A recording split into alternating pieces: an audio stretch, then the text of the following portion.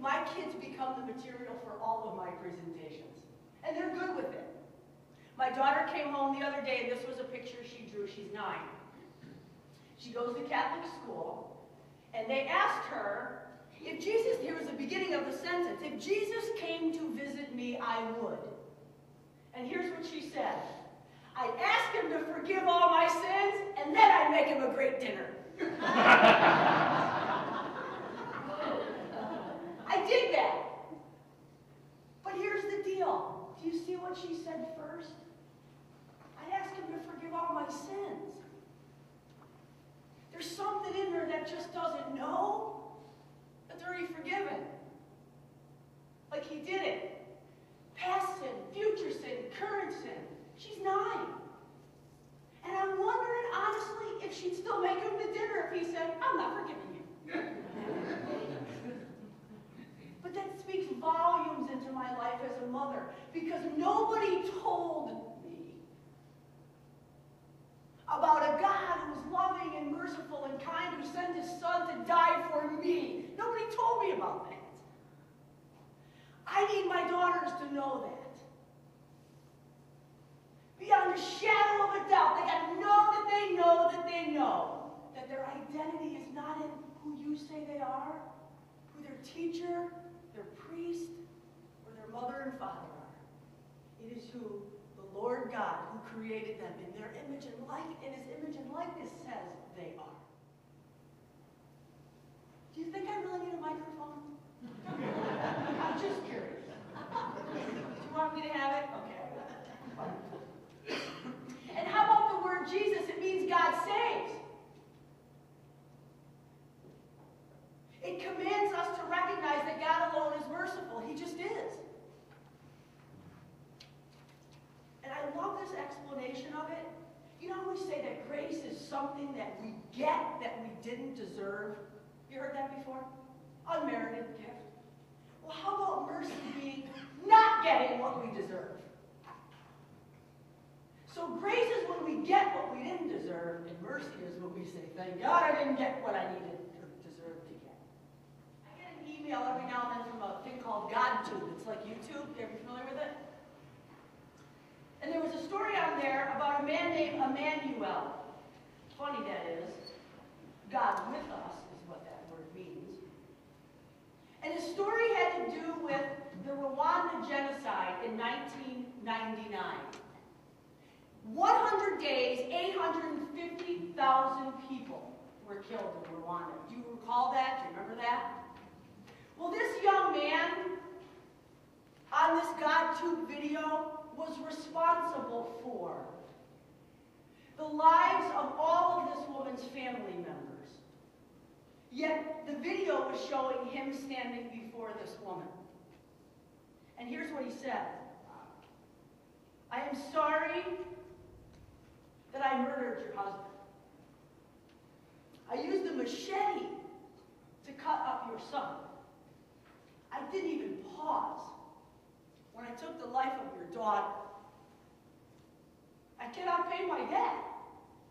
However, somehow God forgives me. I don't understand it, and I never will.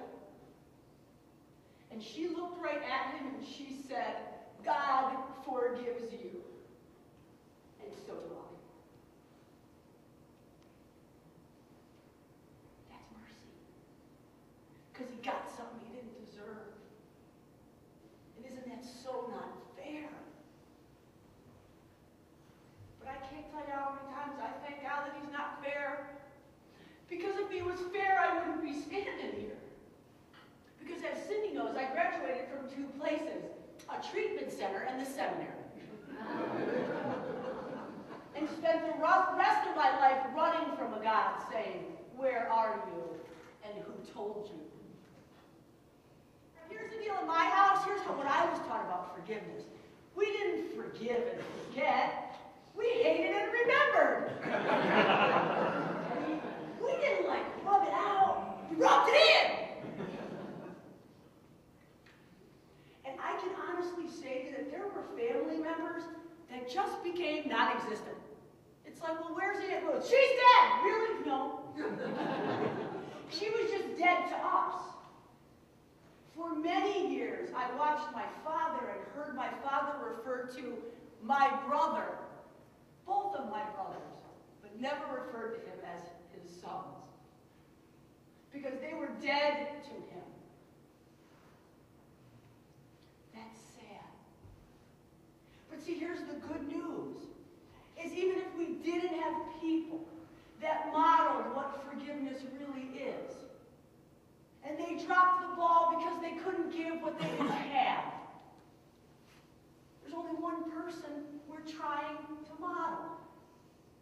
There's only one guy who we have to look to understand what it means to forgive. Looking down from the cross without retaliation, but with mercy.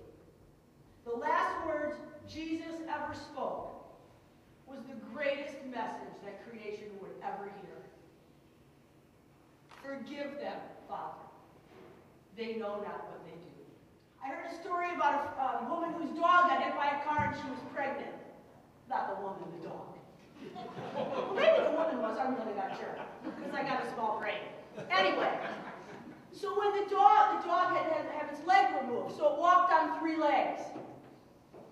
And when those puppies came out and that woman went to pick up her dog and her puppies, I want you to tell me how those puppies walked.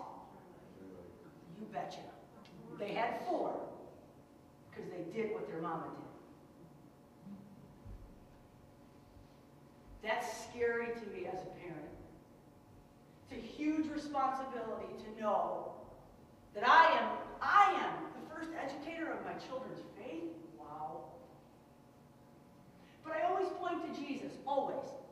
And when my son says, I don't think Mary would act that way, you know what I say to him? When you start acting like Jesus, I'll start acting like Mary. And in the meantime, get you up to your room. Sin, mercy, and forgiveness. Because he paid a debt that he didn't owe, because we owed a debt that we could not pay. And don't forget it.